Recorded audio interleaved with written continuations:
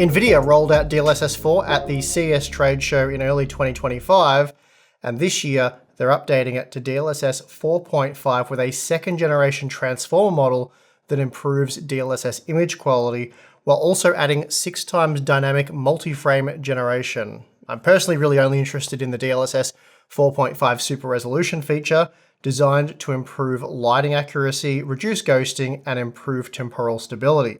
So today, that's what we'll be looking at, though full disclaimer, this content focuses on frame rate performance rather than the image quality. Though we'll have a very detailed visual analysis on the channel in the coming weeks once we wrap up all of our CES coverage. But before then, I was keen to check out the performance impact, and there are a few reasons for this. One of them being that the overhead when compared to DLSS 4 is higher with 4.5, meaning you won't see quite the same performance uplift from downscaling the resolution, and this performance penalty gets much worse with the older GeForce 30 and 20 series GPUs. This is due to the fact that DLSS 4.5 Super Resolution uses FP8 precision, which is hardware accelerated on GeForce RTX 40 and 50 series GPUs, and this support reduces the performance impact of the heavier model. However, the older GeForce RTX 20 and 30 series GPUs do not support FP8, and as a result they see a much larger performance impact, and that is something that we're going to be exploring in this video. But before that, you know what has a positive performance impact? Thanks to MSI for sponsoring our CES coverage. Check out MSI's range of Z890 and B860 motherboards built for performance with robust VRM designs that are cooled by massive heatsinks. There's more than enough power delivery to fully support the latest Core Ultra desktop processors from Intel. Also enjoy ultra-fast networking, Wi-Fi 7 and at least 5 gigabit wired LAN. There's also support for PCIe Gen 5 along with MSI's screwless M.2 Shield Frozer for quick and easy installation of storage. Learn more about MSI's range of Z890 and B860 motherboards via the links in the description. Also supporting our CES coverage is Thermal Grizzly and their Cryo Sheet, an excellent alternative to thermal pastes, and because they don't use any liquid, they can never dry out.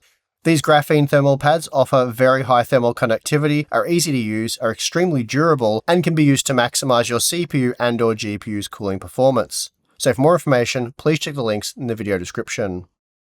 We'd also like to thank Endorphy, creators of the award-winning Fluctus fans, available in both 120 and 140mm. These high-performance fans are designed to move air efficiently in dense spaces, with focused airflow and reduced noise.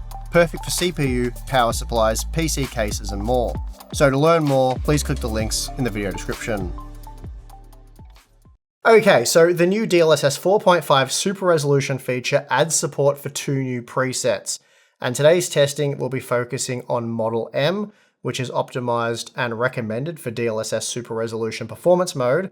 There is also a new Model L, which is optimized and recommended for 4K DLSS Super Resolution Ultra Performance. For our FPS performance testing, we'll be using the 1440p resolution with the quality upscaling option, though we expect the biggest visual upgrades to be seen using the performance and ultra performance models when compared to the previous DLSS 4, but the performance scaling should be the same. Now, in order to use the new Model M and L modes, you require the latest beta version of the NVIDIA app, which you can acquire by opting into using the beta or experimental features in the settings/about page. After simply clicking the checkbox, you just have to wait a few seconds, and then you'll be asked to restart the program, at which point it will install and then load version 11.0.6.374. Then all you need to do is navigate to the graphics menu and force the DLSS model in the DLSS Override Model Presets menu for a given game.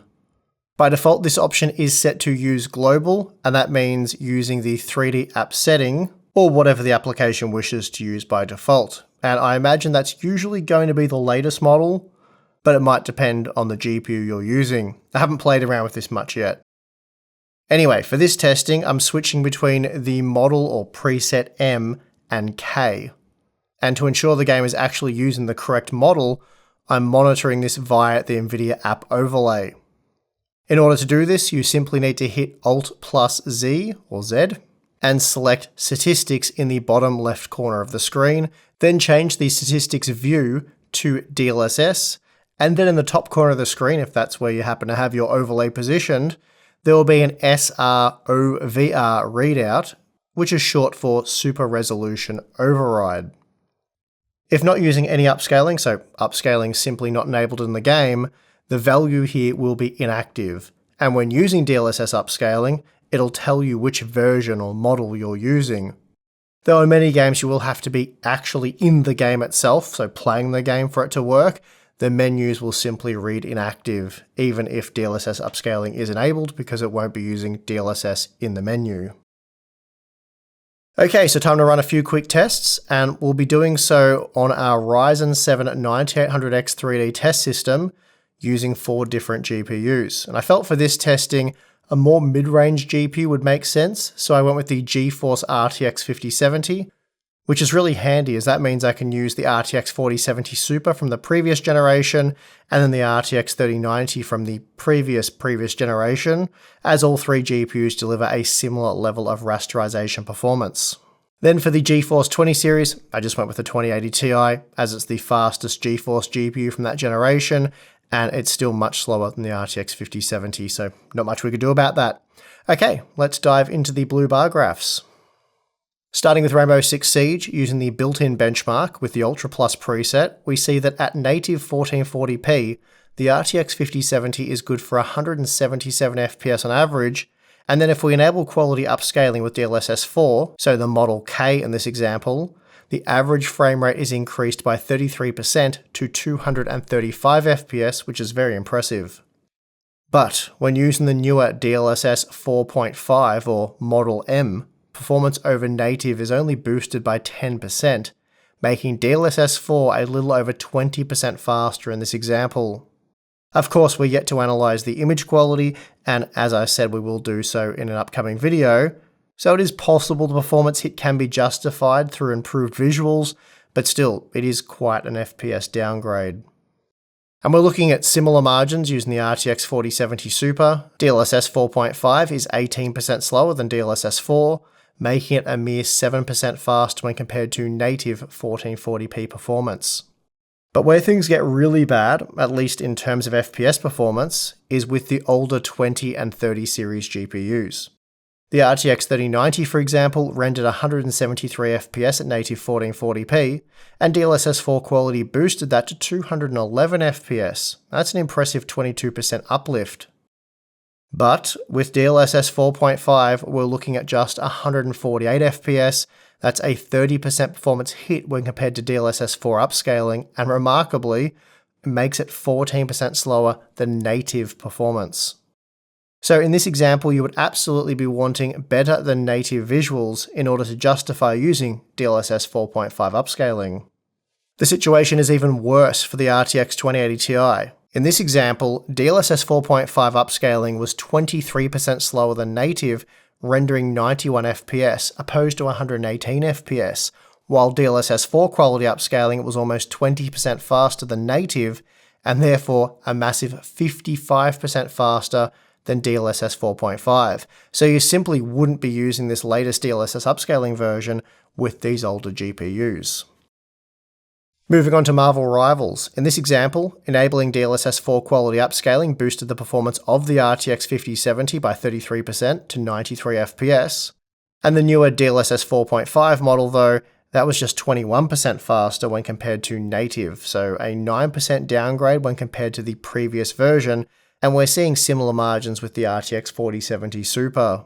Now, the RTX 3090 was previously looking at a smaller 19% uplift using DLSS 4 quality upscaling when compared to native 1440p performance, but with DLSS 4.5, that uplift is completely neutralized, and now we're looking at the same level of performance seen when using the native resolution. And this was also the case with the RTX 2080 Ti. So for those with 20 and 30 series GPUs looking to boost performance with upscaling, you will want to avoid the new DLSS 4.5 models. The performance uplift using DLSS 4 quality upscaling in Avatar Frontiers of Pandora is massive.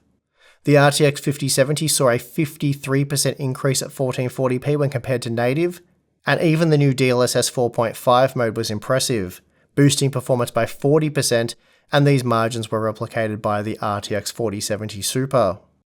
Now, the RTX 3090 was nearly 40% faster when using DLSS 4 quality upscaling opposed to native 1440p, But with the newer 4.5 version, that margin was reduced to just 16%. So still a performance uplift, but not nearly as impressive as what we were seeing with the previous DLSS version. And we're looking at similar margins with the RTX 2080 Ti. The upscaling performance boost in Cyberpunk 2077 Phantom Liberty isn't as impressive as what we've seen in a few of the other games that we've looked at. Here the RTX 5070, for example, was just 19% faster. And this is an issue because DLSS 4.5 was 13% slower than DLSS 4, meaning it was a mere 4% faster than native, and we're seeing much the same with the RTX 4070 Super. As for the GeForce RTX 3090, it was just 12% faster using DLSS 4 quality upscaling, and with the newer DLSS 4.5 version, performance dropped below what was seen at native 1440p to just 89 FPS, an almost 20% performance hit when compared to DLSS 4 quality upscaling, and we're seeing similar margins with the 2080 Ti.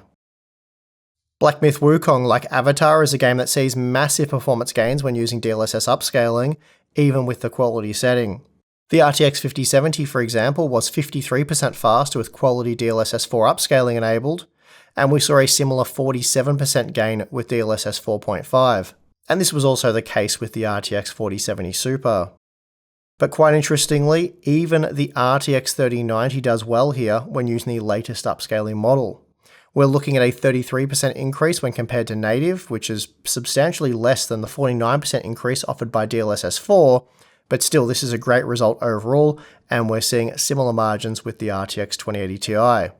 So it's interesting and rather unexpected to see the 20 and 30 series GPUs performing well above native when using the latest DLSS upscaling models in this title.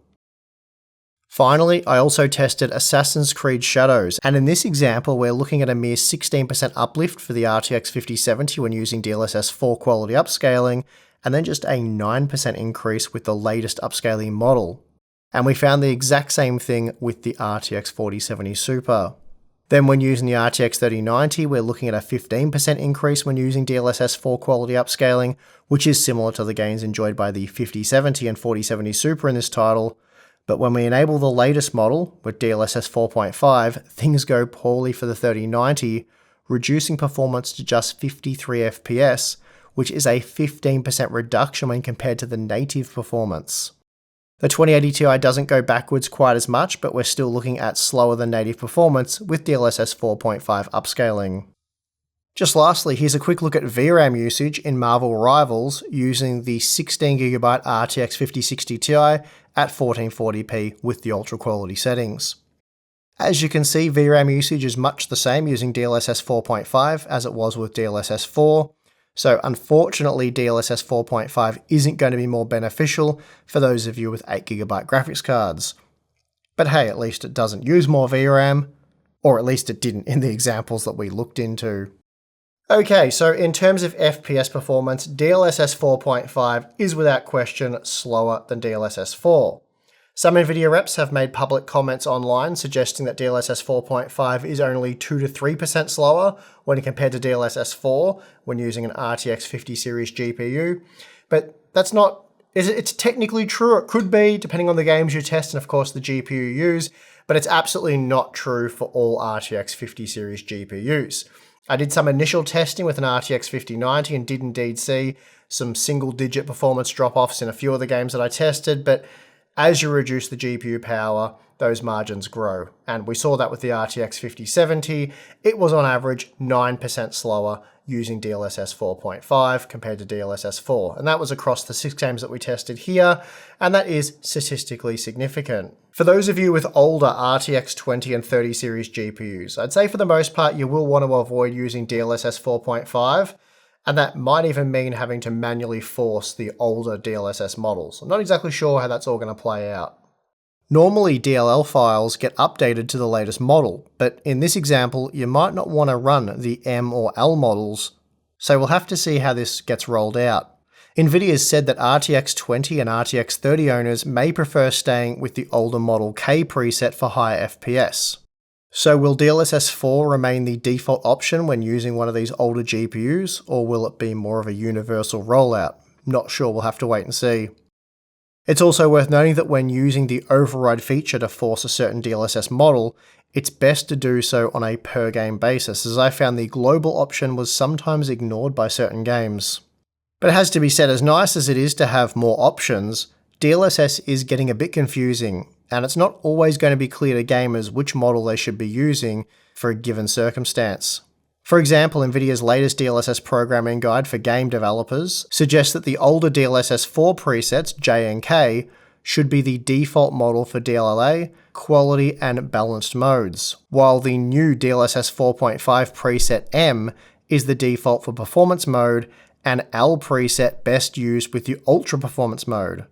But of course, all of that only applies if you have an RTX 40 or 50 series GPU. Of course, we still have a lot of investigating to do here, and once Tim wraps up his CES coverage, I'm sure he'll get home and then jump into DLSS 4.5 testing to continue all of his work there, so you can expect a highly detailed visual analysis very soon. For now though, that is going to do it. This is our quick look at NVIDIA's latest update to their upscaling technology. If you enjoyed the video, you know what to do. Subscribe for more, because as I said, we'll have much more information about this coming up on the channel shortly, so you're not going to want to miss that. Also, we have the join button on Patreon. If you want to become a Hardware Unboxed member, it will give you access to our exclusive Discord server, monthly live streams, Q&A stuff, and behind the scenes content. So check that out if you're interested. If not, that's perfectly fine. And of course, I would like to thank you for watching this video. I'm your host, Steve. See you again next time.